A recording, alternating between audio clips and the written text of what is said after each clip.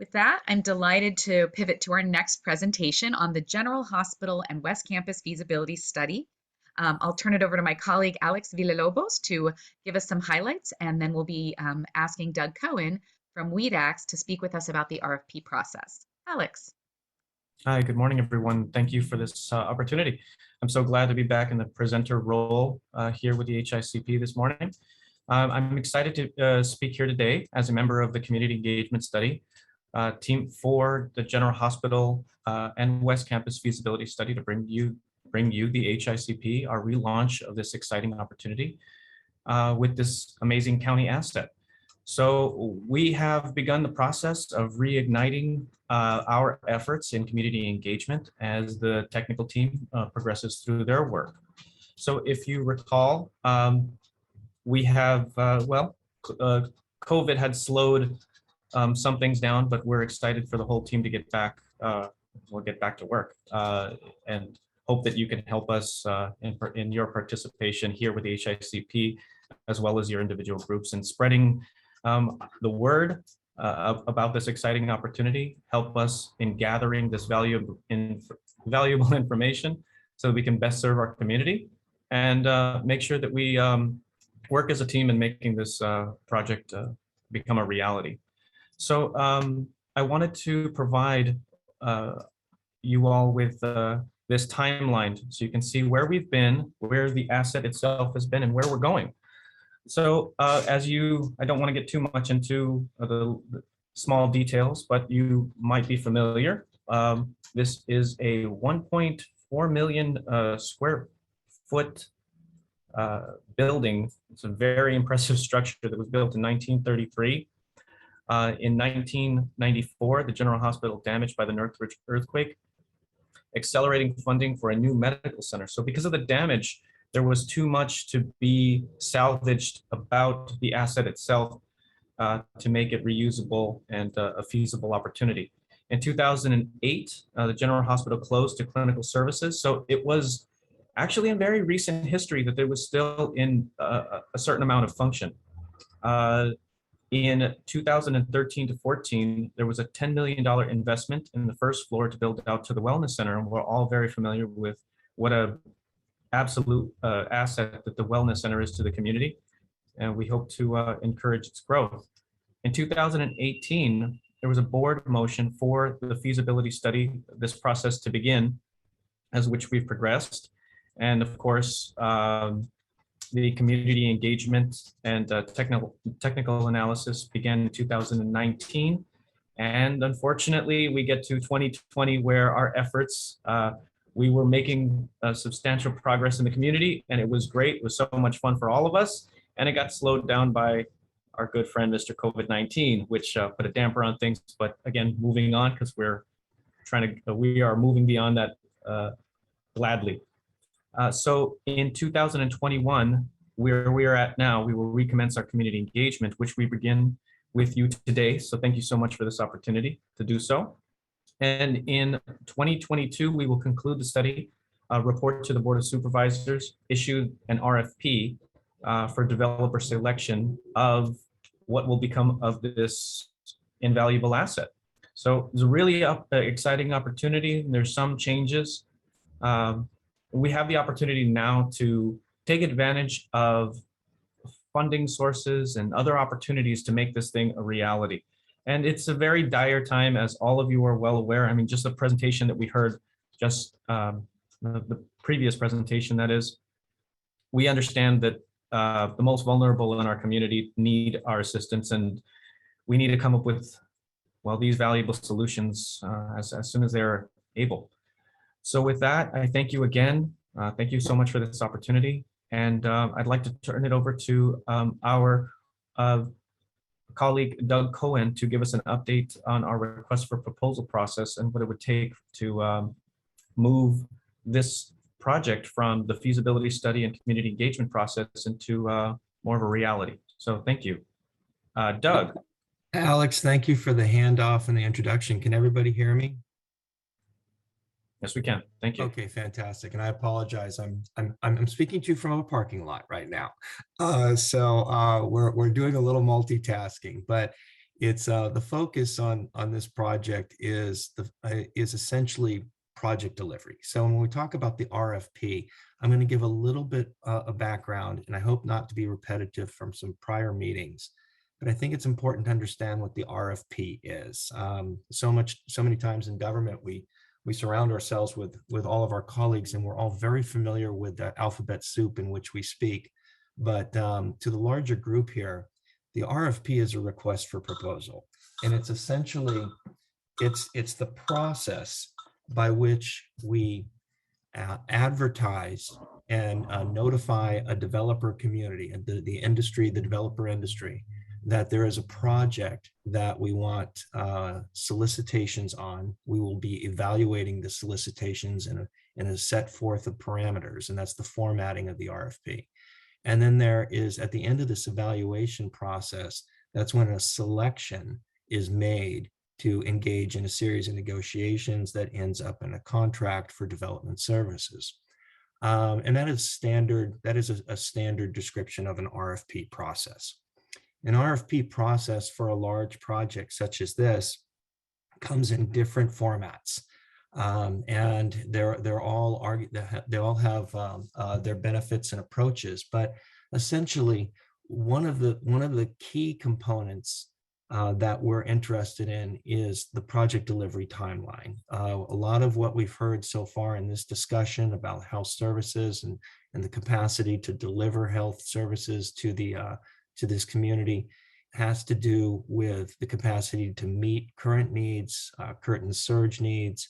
And we are attempting to leverage these assets in a way where we unlock the value of these public assets to the greatest extent possible, and yet do it in a way where we can deliver this very substantial, very large, very complex project in a timeline that, quite frankly, would be shorter than otherwise expected. That is the actual focus of our job with the RFP, is to do something where we're protecting the county and the public's interest, but we're doing it in a way that is not the necessary typical routine where we might end up looking at 5 years or 6 years or 7 years or 8 years of just negotiations with the selected developer. We would like to look at ways in the next 60 to 90 days of ways that we can really legitimately expedite that negotiation process. So once we select the developer, we want to get to the point, what I refer to as sticks and bricks, where we're actually rolling the materials and the labor that builds the buildings to that site as quickly as possible. This is a 25-acre site. It's the rough order of magnitude on this site is still being studied, but it is going to be substantial. It is going to be probably one, if not the largest projects in the county. On a statewide basis, it's going to be one of the larger projects in the state. And when that ROM cost is started to, the assessment is done and delivered, I think we're going to all be seeing that we've got a very, very significant scale before us. Nonetheless, we want to get this project under contract and under construction as quickly as possible. And so the timeline for the RFP, we've heard a lot about the feasibility study, and the feasibility study is a substantial document. It involves not only the constructability scenarios, but also the community outreach component that's been vital to so many of these meetings. All of that work is going to be the basis of what the RFP then outlines in its request for proposals. So the developers that propose to be selected, evaluated and selected for this contract are going to be adhering to the prioritized elements that are in this feasibility study. And so I know you've had many presentations from the CEO's group on the feasibility study. Their work is coming to fruition over the course of the next 3 to 4 months. I believe it's at the end of April, we're expecting something. And that's going to be a substantial body of work that will be the basis of the RFP document. And it's going to be the formation of how these developer proposals get assessed. So at the end of the day, what we're looking to do is have a document that provides a parameter, a parameter for the developer community, upon which they would be assessed on not only board initiatives that are to be prioritized, an illustrative scenario for the delivery of an aggressive housing component, certainly the capacity to revitalize the general hospital structure itself, but also to do that in a way that minimizes the reliance on public subsidies, maximizes the reliance on private equity and private funding sources, and quite frankly, maximizes the efficiencies with respect to the timeline for the delivery of the project. And so that's essentially what we're looking to do. The RFP draft is going to occur. It's the reason I'm speaking right now is we're about to initiate this RFP process. The creation of the RFP documents should be, the board is going to be approving some funds here, hopefully on Tuesday. It's on the agenda. We expect that that approval will come forward, and we are ready to accept proposals that are in front of us to initiate this process. We hope to have a rough draft for the board to review at some point in the next 60 to 75 days once we initiate the contract. And so that would put us sometime in the beginning of April, the feasibility study coming at the end of April. We would then go out to the developer community with some sort of industry days for additional input and fine tuning. We then hope to have the timeline where the RFP actually goes out to what we call the street, but essentially gets posted for the solicitation for developers to create their responses. And that would be in the late June, mid to late June of this year. The proposal period and the creation of those responses from the developer community that's interested is probably going to be over a 4-month period. And that would allow us to be looking at the selection of a developer by the fall of this year, 2022. And I think that aligns with some of the dates that Alex just provided you. At that point, once this whole RFP process has ran its course, then we get into what did we do during the RFP process to enhance and expedite the negotiation with the selected developer, the entitlement process for the scenario upon which the developer was selected, and how are we going to shorten that timeline so that we can get to that point of sticks and bricks as soon as possible. And so over the course of the next 60 to 75 days, we're going to start talking to an awful lot of subject matter expertise on this contract award process. And we hope to actually come up with something, quite frankly, that everyone has a great deal of comfort in, a great deal of confidence in. But I think it's also going to be a template that may very well rewrite the book a little bit on how major capital projects can be put under contract and delivered in a more expedited manner. And so I'd be more than happy to take any questions at all at this time. Thank you so much for that, Doug. And yes, please, let's get to the HICP's members' questions as well. Please fill up that chat, everyone. We're really looking forward to seeing your input, as well as always, we will be looking forward to receiving your information after, if we're not able to answer your questions at these times. So please, if anyone would like to take the mic.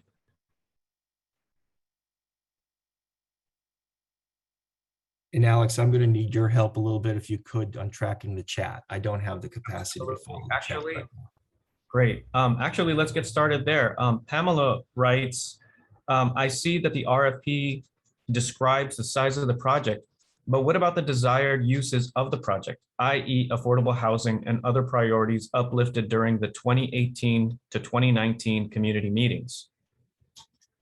That question is centered very squarely on the feasibility study. So the feasibility study, and I don't want to speak on behalf of the CEO group that actually has been involved in this process for over 3 years.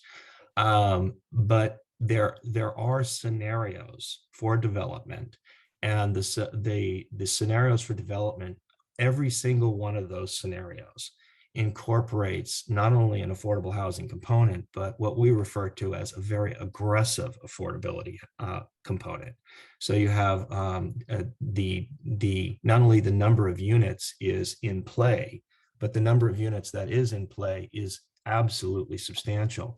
But then there's another element to affordability and affordable housing, not just the number of units, but at what level. Is this 30% of AMI? Is it 80% of AMI? That type of thing. And so an aggressive component is the most number of units at the most affordable level. And those are scenarios that are absolutely incorporated in the feasibility study. The feasibility study is going to be the basis for much of the parameters upon which the developer proposals will be assessed, evaluated, and eventually the selection would be made. Thank you. It's nice to know those efforts will be maintained. I see, let's go to the next question, but I see Ivan Matthews' hand raised. Ivan, would you like to provide us some more information? Sure. Thanks, Alex. And thanks everybody for participating today and listening to Doug's presentation. We're really excited. Doug's on board and is going to be moving forward with the next steps after the feasibility study is complete. Pamela, to answer your question, yes. So just to reiterate what Doug said, especially at the end of his talking points, the proposed uses, desired uses, the community needs are going to be incorporated into the feasibility study report back, which is going to be part of the RFP. So the developers or proposed development team respondents are going to have the same level of information that we've been working collaboratively with you and the Community Engagement Steering Committee and all the other community members. Thank you so much for that, Ivan. I see Ari's hand raised. Ari, would you like to take the mic, please? Yeah, so I'm wondering about the funding that you mentioned. Is that funding to conduct the RFP or actually funding to do the redevelopment? Or both? I'm sorry, could you repeat the question? You mentioned that there's going to be a motion for funding at the Board of Supervisors, I believe, next Tuesday. My question is, what level of funding is that? Is that to conduct an RFP? Is that to proceed searching for funding? It's actually a minimal amount of funding to request assistance with the development of the RFP draft. So there's a subject matter expertise that we're bringing in with respect to how these evaluations can be assessed in a way that maximizes the public value of the assets.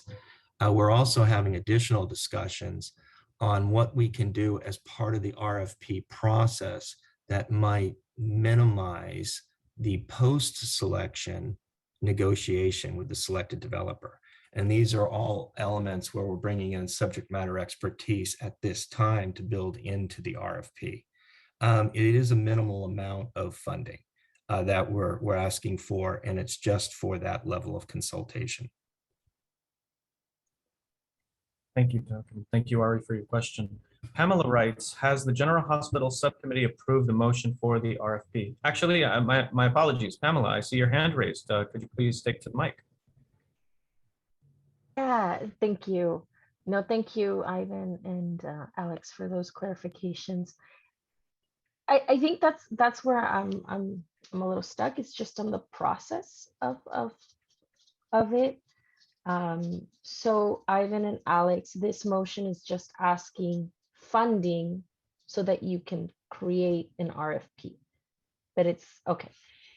And in that funding and you get the funding approved, what will be, once again, that timeline in which you will identify these consultants and then these consultants will develop the RFP? Can you just walk me personally, really, on you identify these consultants, but then when will the point of the feasibility study be connected?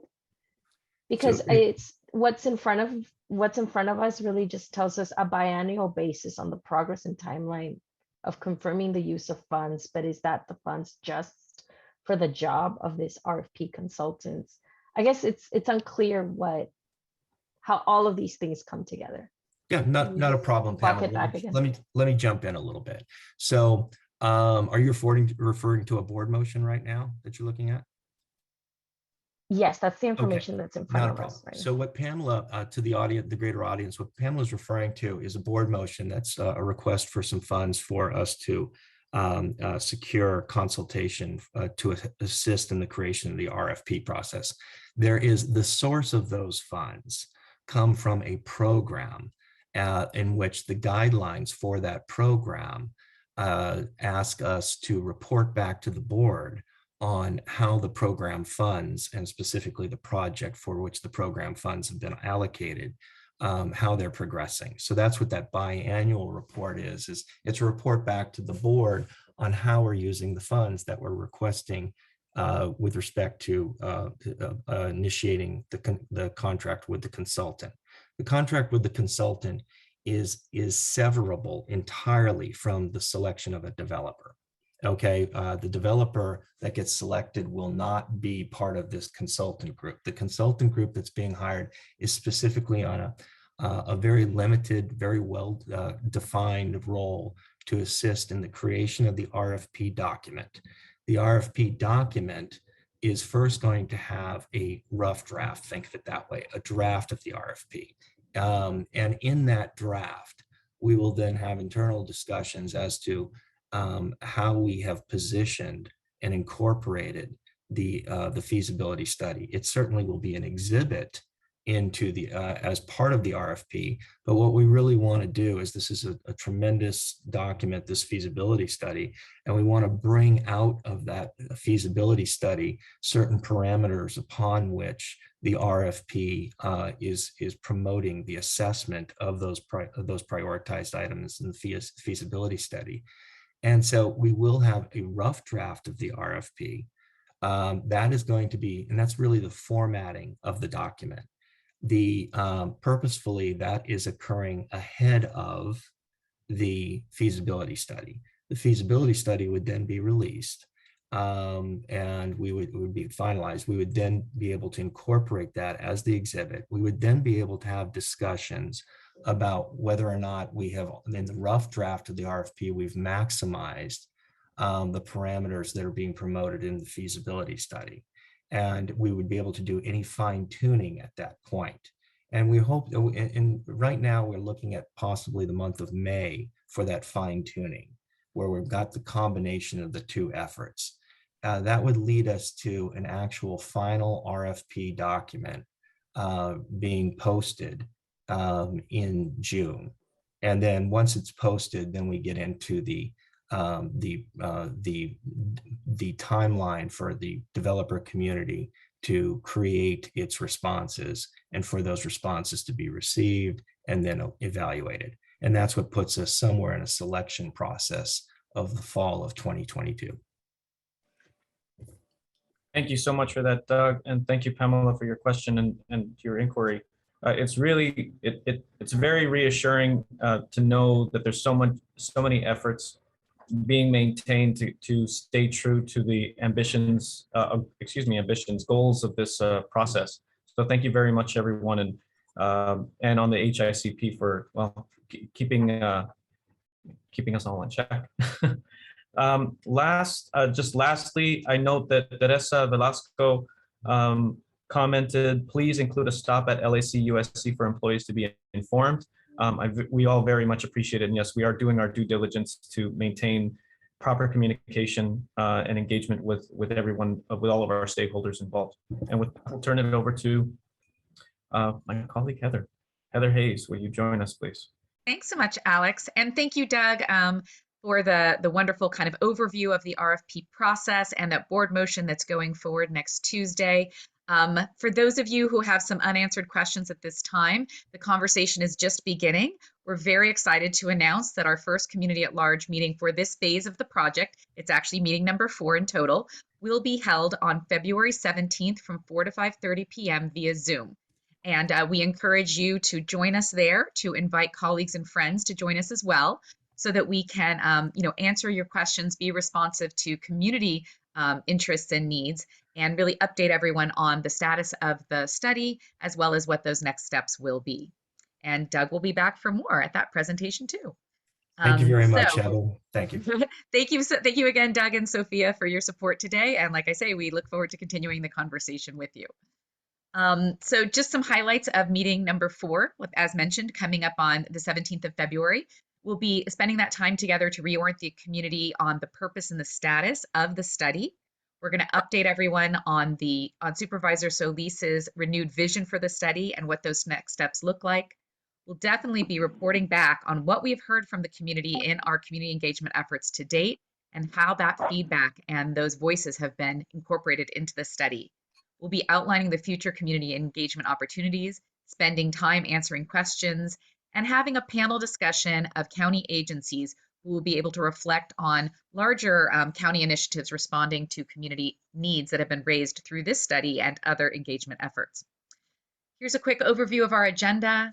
Welcome Supervisor Solis's vision for the study, the presentation itself, a Q&A session, and then our county agencies panel with representatives from the Department of Public Works, the CEO's Homeless Initiative and Housing and Affordable Housing, and the LA County Development Authority. So once again, everyone here is invited, and we're asking for your help and support in getting the word out. Our social media campaigns are going to be launched next week.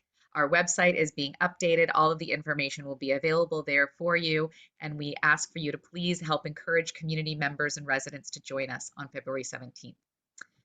We'll be continuing to reach out to you at these standing monthly First Friday meetings for the Health Innovation Community Partnership, doing upcoming presentations and making sure you have the most current information. We'll also be celebrating at the Wellness Center's 8th anniversary, which is slated for Saturday, March 12th, pending LA County health guidelines for around large gatherings. We also are delighted to come and present an overview of the study to any groups that you may participate in outside of this space. If you would like a member of the community engagement team to make a presentation, please reach out to either Alex or myself. Thank you so much.